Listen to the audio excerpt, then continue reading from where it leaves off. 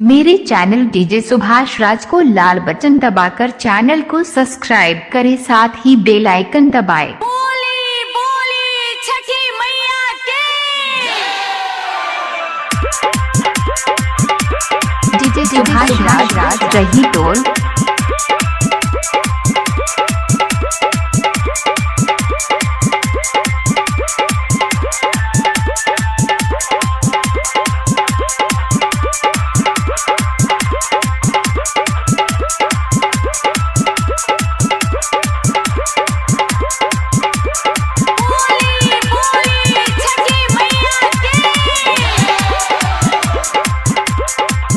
हो जय हाली उगियो सूरज देव भेलै बिनु सरिया भइर गेलै अरग के बेरिया जी।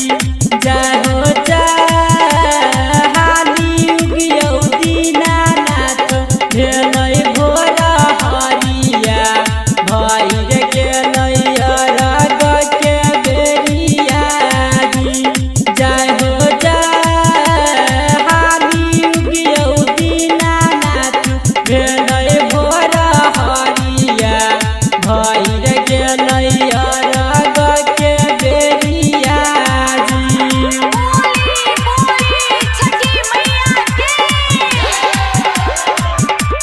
डीजे सुभाष राज रही टोल।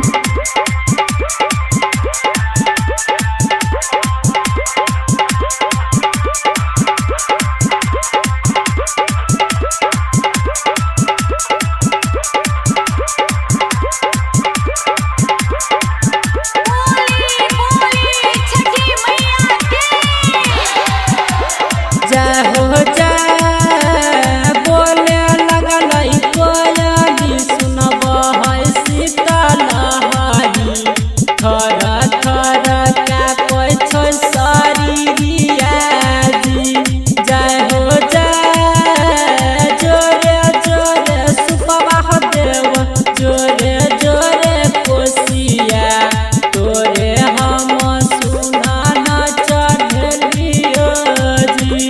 जय हो जय हाली उगियो दीनानाथ भेलै भोर हरिया भइर गेलै अरग के बेरिया जी।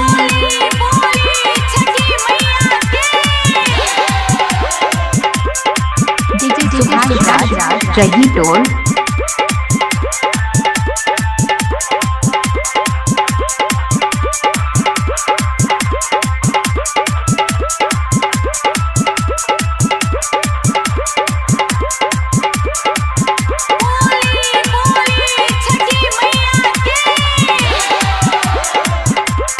जय